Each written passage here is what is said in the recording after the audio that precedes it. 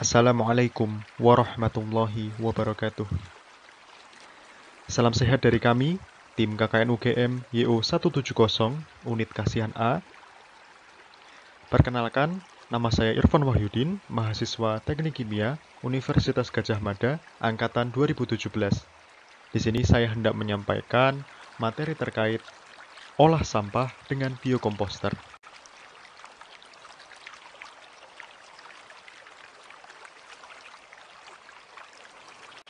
Sampah organik bisa dimaknai sebagai sampah yang dapat terurai secara alami di lingkungan dengan bantuan hewan, ada juga bantuan bakteri dan jamur. Hasilnya berupa humus yang bermanfaat bagi tanaman karena mengandung banyak nutrisi dan juga menyuburkan tanah. Sampah perkotaan. Sampah perkotaan pada dasarnya merupakan bagian dari sampah organik. Biasanya dihasilkan oleh penduduk dari suatu kota, meliputi sampah rumah tangga, sampah pasar, sampah sekolahan, dan sampah institusi-institusi lainnya.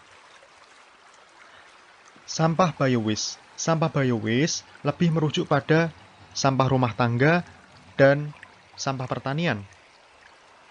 Yang meliputi sampah biowaste yakni sampah buah, sayur, sisa makanan, kemudian sisa pemotongan rumput, jerami, dan lainnya. Mengapa perlu mengolah sampah organik? Nah, tahukah Anda bahwa 80% dari total jumlah sampah yang dihasilkan oleh penduduk Indonesia adalah sampah organik? Lalu, berdasarkan data dari Badan Pusat Statistik tahun 2019, bahwa jumlah sampah organik yang dihasilkan oleh penduduk Yogyakarta sendiri pada tahun 2017 sekitar 582,4 ton. Wow, jumlah yang sangat besar bukan? Akan tetapi hanya sekitar 6% dari total jumlah sampah tersebut yang diolah atau dijadikan kompos. Tentu ini memprihatinkan. Padahal sampah organik yang dibuang secara sembarangan atau tidak diolah akan menyebabkan dampak buruk, yakni yang pertama, dampak buruk terhadap tanah, berupa pencemaran tanah oleh air lindi dan juga nilai tanah menjadi turun. Yang kedua, dampak buruk terhadap air, berupa pencemaran air tanah dan air sumur oleh air lindi, sehingga air perlu dijernihkan terlebih dahulu sebelum diminum atau digunakan untuk mandi.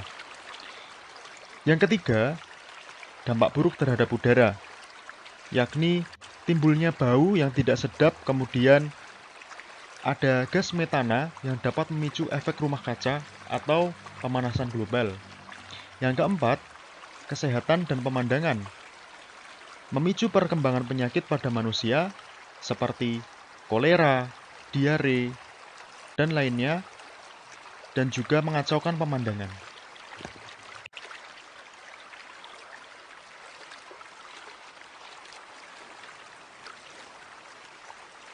Proses pengomposan.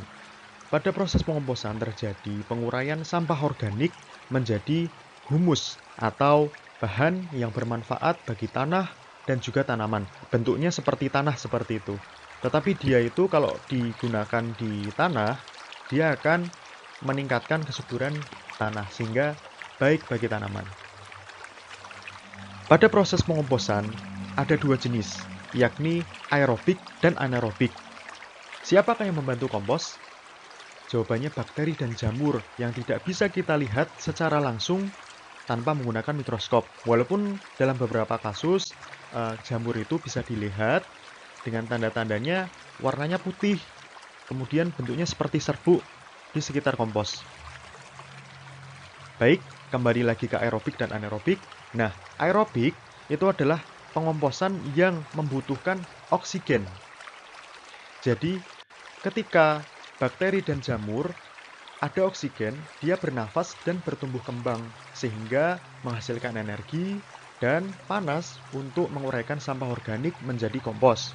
Kalau bakteri anaerobik, itu bakteri yang tidak memerlukan oksigen, sehingga dia cenderung mati kalau ada oksigen.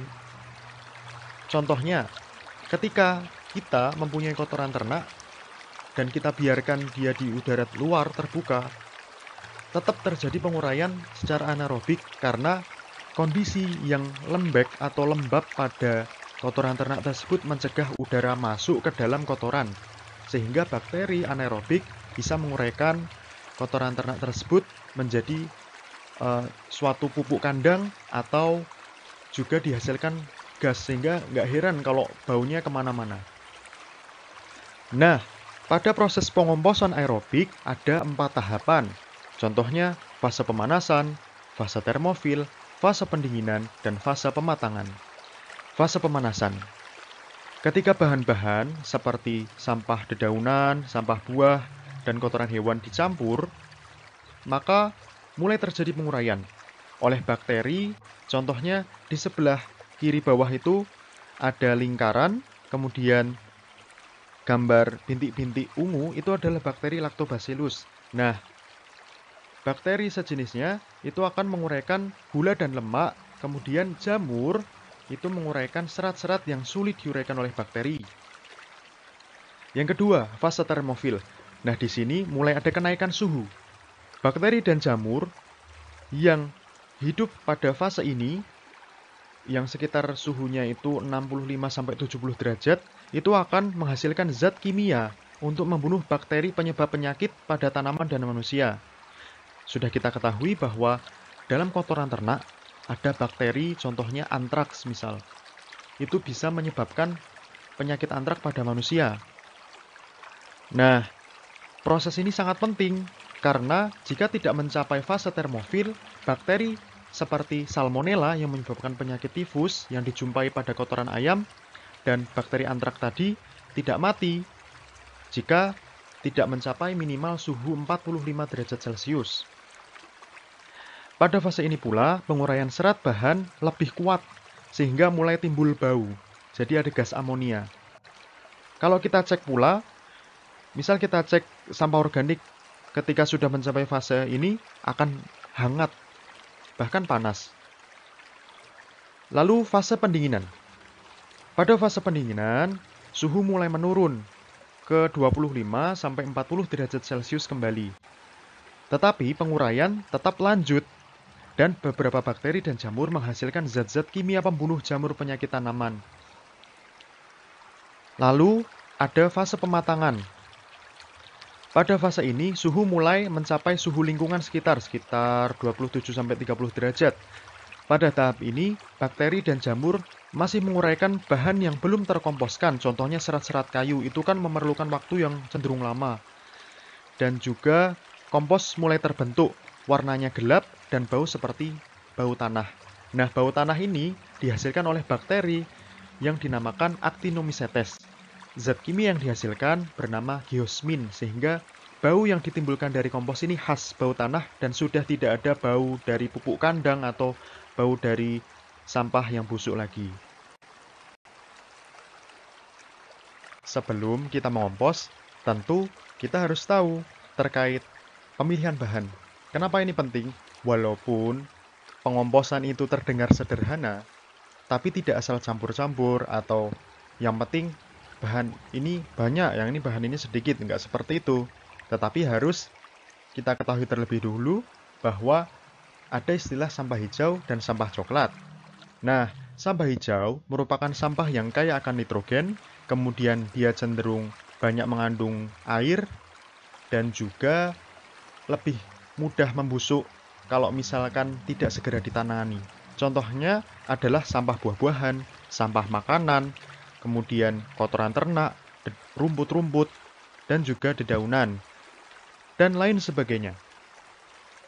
Nah, sampah hijau ini penting sebagai istilahnya starter.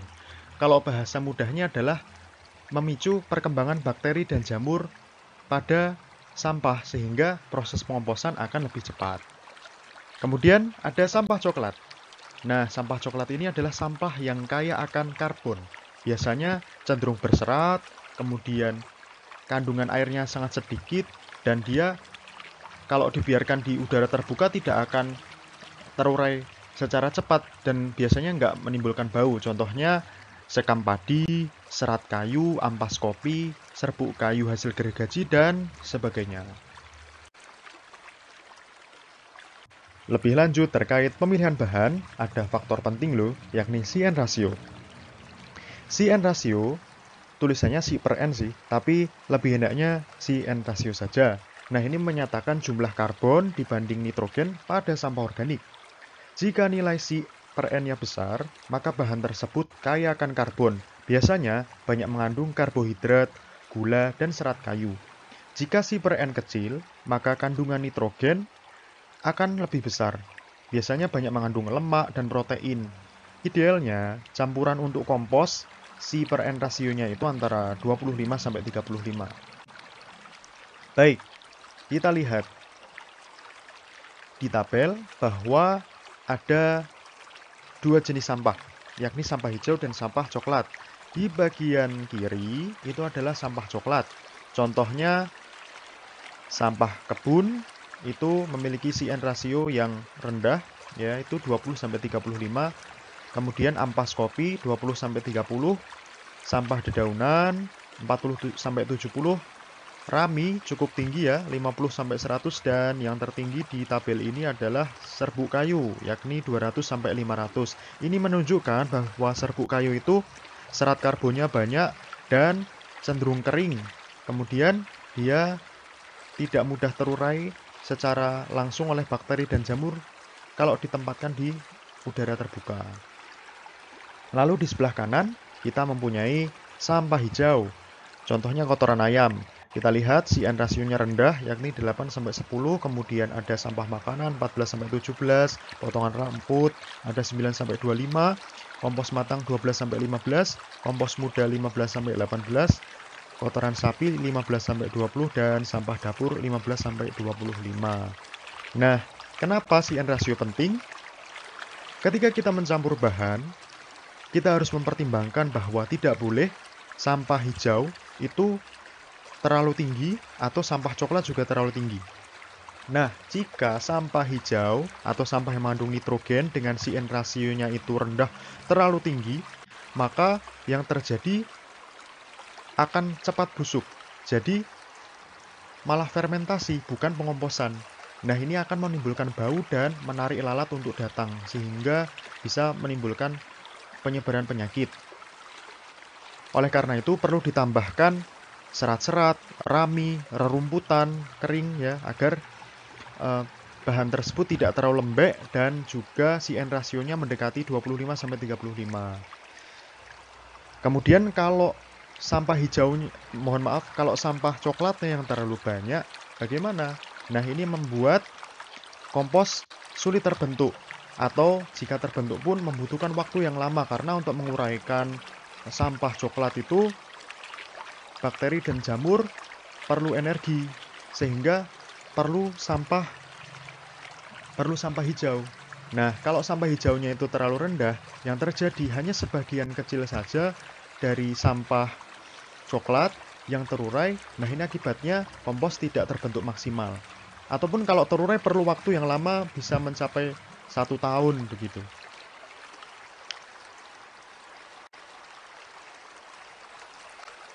Nah, tidak disarankan untuk mengompos daging mentah, karena daging mentah ini akan memicu datangnya lalat sehingga menghasilkan belatung di situ, dan itu akan menghasilkan bau.